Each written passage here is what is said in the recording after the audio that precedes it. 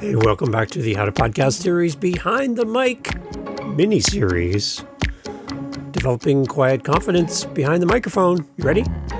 There you go. I hit the mark again. I love that. That's great. Welcome to the show. Glad to have you here. Glad to have you part of the podcast. We're doing a little mini-series around behind the mic. We spend so much time talking about stats and analytics and audience engagement and building the audience and what does my image look like on my podcast and oh my gosh, and video and audio and blah, blah, blah. But you know what? Everything starts and stops from this side of the microphone. My point of view right now as I'm talking into my mic, this is where it all begins. Nothing else downstream matters if you don't get this right from the beginning. It's the Behind the Mic mini-series. I want to encourage you as a podcaster to show up behind the mic in a better way than you've been doing in the past. Now, we're all at different stages. We all have different backgrounds. There are people who have been in radio for 100 years, and now they think they can just switch over to podcasting and take all their radio knowledge, and now you're going to learn from radio. Well, one thing I learned from radio is commercials suck, and people don't listen to radio very much. So that's information I don't need. Thank you. I want to encourage you as podcasters, Dave, you're showing your bias there. Dave, I just want to show people as podcasters that your voice matters. We need your voice. And if you want a better podcast, it starts first behind the mic. It starts with you. So today we're going to talk about developing quiet confidence behind the microphone. Interesting. Now, that's a topic I don't hear very often. But as podcasters, I think we need to develop this confidence. And it doesn't have to be so big and bold and, you don't have to have like a big banner saying, look how important I am. Look at my awards. Look how long I've been doing this. I'm important. Look at me. Look at me. It's kind of the Wizard of Oz thing where we don't really know what's happening behind the curtain. No need to look behind the curtain, right? Yes. We need a quiet confidence as podcasters, and we're going to dive in on that here on the show. Thank you for pressing play. Thank you for being here. I really appreciate you. Here we go. My question to you off the bat. Are you a confident podcaster? Would you say, on a scale of 1 to 10, 1 meaning I can't even get out of bed to even think about podcasting right now, I'm just freaked out that I couldn't do it, to 10 being I could get up on stage and talk to a room full of podcasters and I could do all this great stuff. I'm fine. I'm good. I got it. Where are you? 0 to 10. Where are you on that scale on confidence as a podcaster? I'd be interested to know where you feel you're at, even if you're just starting out. How confident do you feel on the mic? How confident do you feel sharing your unique voice with the world? Where are you at right now? And my second question is, are you improving? So if you say I'm at a 1, how soon can you get to 2? How soon can you get to 2? Move up 1 notch.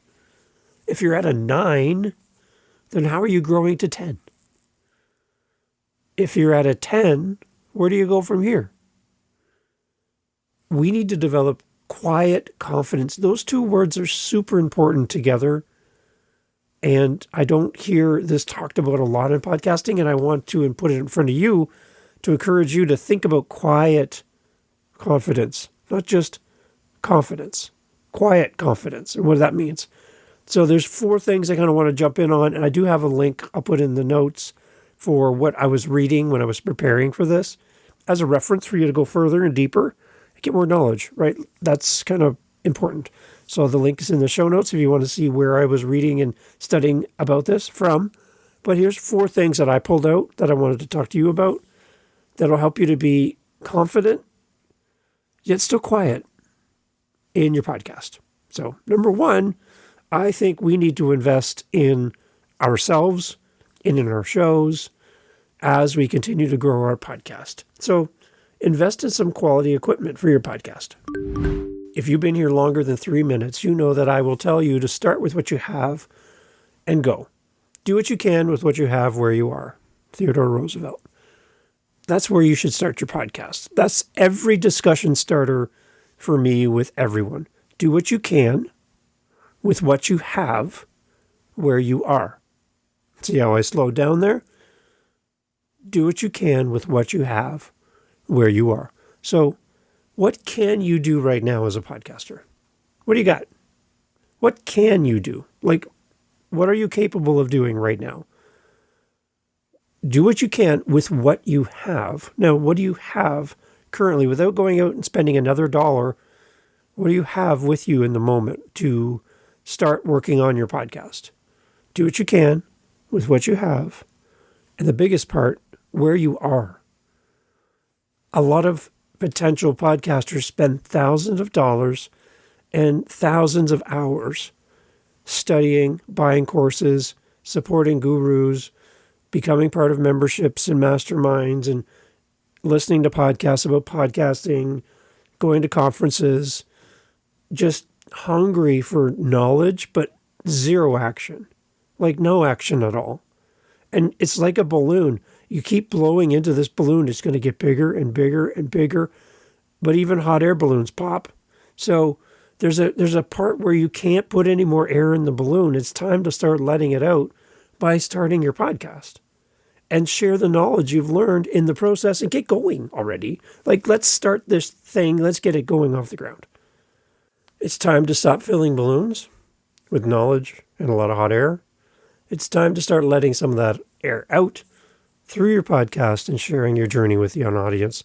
Do what you can with what you have, where you are. Super important for you as a podcaster. So, do what you can with what you have where you are as a guideline, it's time to invest in some equipment. Start with what you have, great.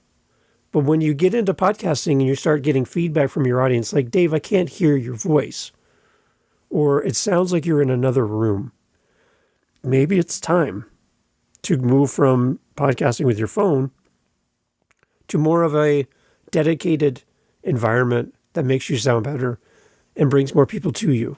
Remember, you're up against everyone else on the player you're listening to right now.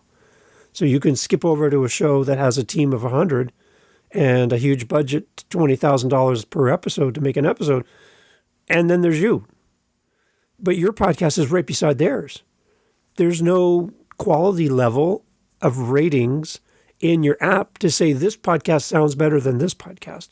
Nope, you're just next to them in the same category. So if you listen to one podcast and it sounds amazing, and then you listen to yours and it sounds like not so amazing, you might want to raise the quality a little bit. That could be investing in some quality equipment. So maybe go from a phone, recording on a phone, to recording on a USB mic on a computer. From a USB mic, maybe to more of a like a microphone you'd see on stage at a concert. Those kind of mics, it can upgrade, or the Joe Rogan mic. There's all these other ones you can spend a lot of money on. But maybe, not always, but maybe a microphone could help.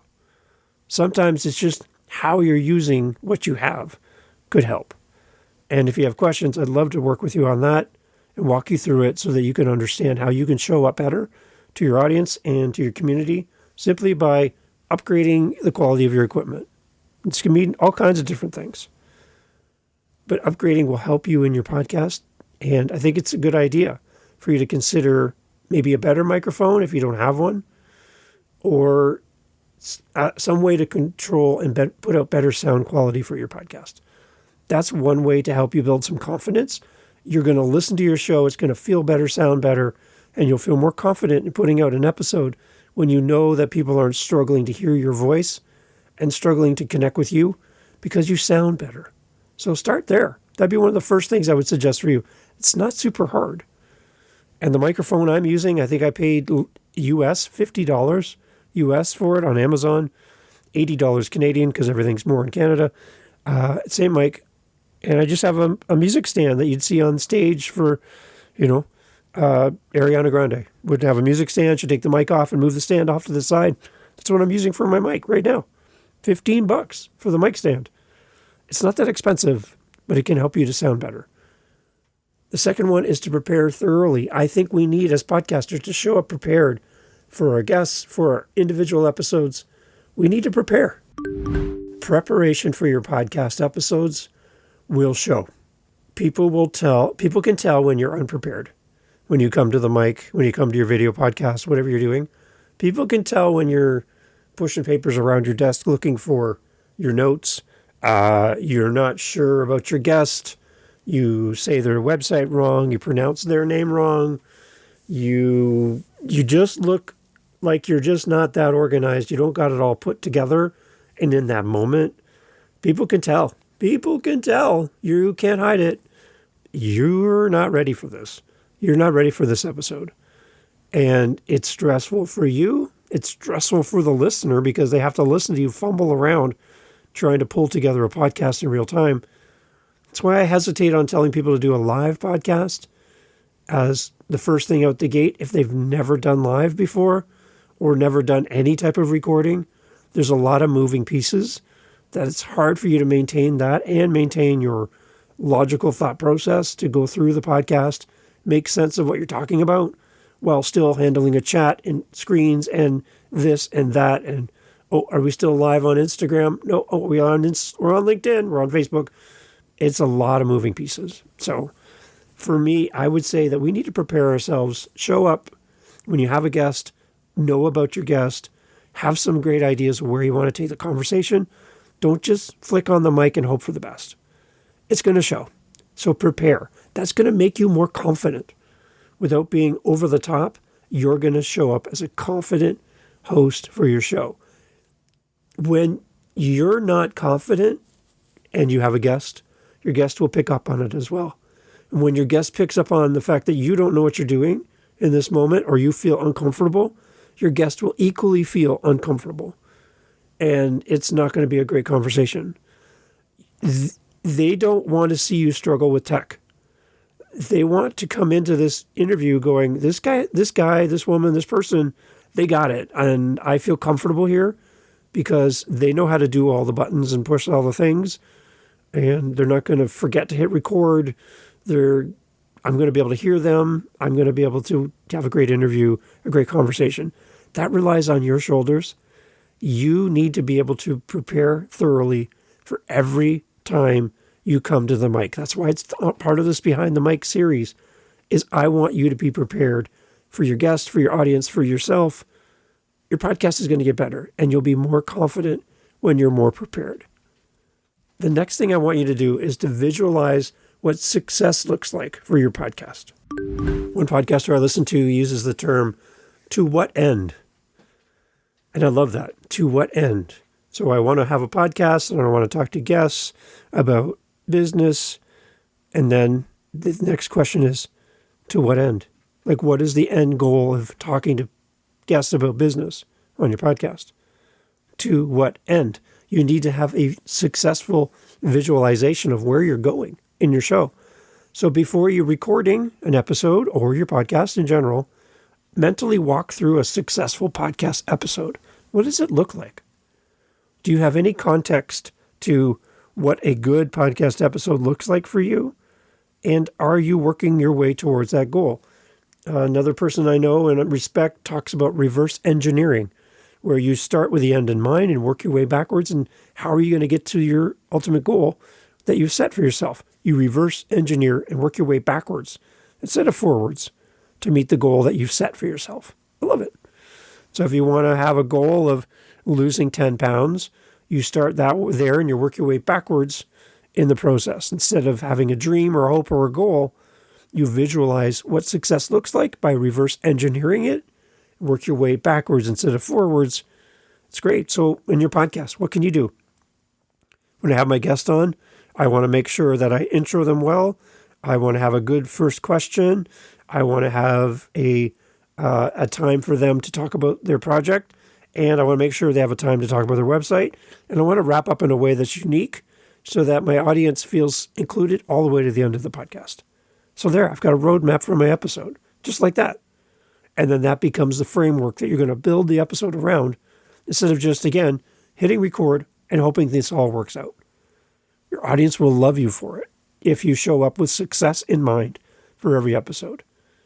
And lastly, in this little 4-part series around having quiet confidence behind the mic is to use better, positive self-talk as you prepare and as you record.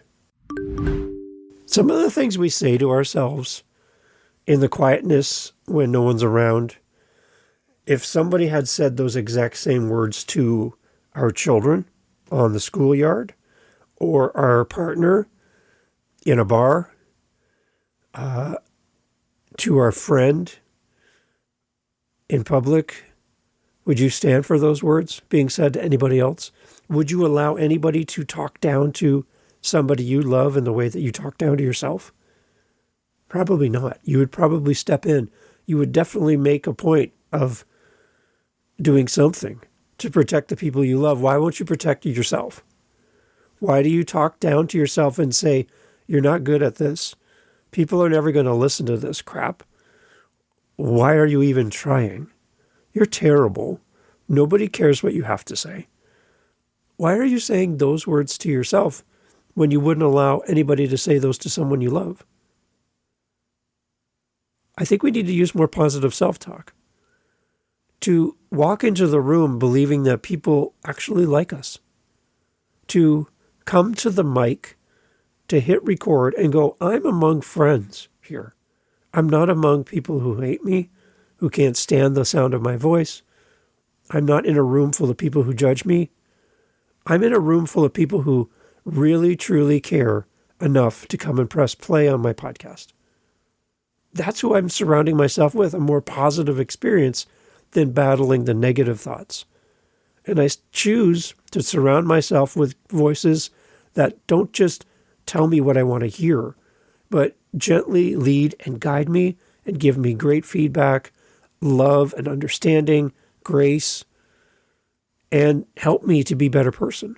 That's who I choose to surround myself with.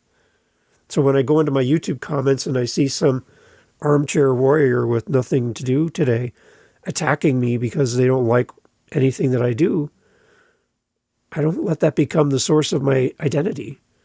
I just move forward because I know that somebody's going to listen to this and somebody's going to get something out of this, I hope, to the point where they're going to make a decision to make their life better, or their podcast better, or something's positive is going to happen by my efforts. And that's where I choose to focus my energy on. Use better positive self-talk. Encourage yourself and focus on the things that you do well. We talked about it in the Imposter Syndrome series about having a list of the things you've done and accomplished in life that you don't really give a second thought to now. So for me, I talked about driving standard transmission, manual transmission in my car, in that I don't ever think about it, but it's a skill that not everybody has. And for me, I don't even think about it because I've been doing it most of my life. So for me to jump into a standard car, people were looking at me like, oh my gosh, you know how to drive standard? You don't? To me, I don't get it that you don't know how to do that, because to me, it's common knowledge. So I encourage you to make a list of the things that you're good at, the things that you know how to do that you didn't know how to do at one point, and use the list of facts. Here's what I can do. Here's our hard things that I've done in the past, and I've got to the point where they're easy for me now. And then anytime a thought comes in that says you can't do something new or something different or something that no one else is doing, that you look at the list and go, that thought of the I can't do it is outweighed by these facts of all these things that I can do. Because anything on that list could have been a doubt in the past, but now they're a fact that I can do it. So if I can do these things, these are facts, then I can address these thoughts, which are just thoughts. And I can then fight back against negative self-talk because I have a list of things I'm good at. So go make your list and use things from that list to, every time you feel like you're not good enough today to do something new, go to the list and say, no. I know I can do this because I've done these before. And here's proof to the doubts that yes, I can be successful. Use better positive self-talk as a podcaster. It's going to help you to be more confident and, again, a more quiet confidence. I love a character in a movie or a TV show that displays quiet confidence.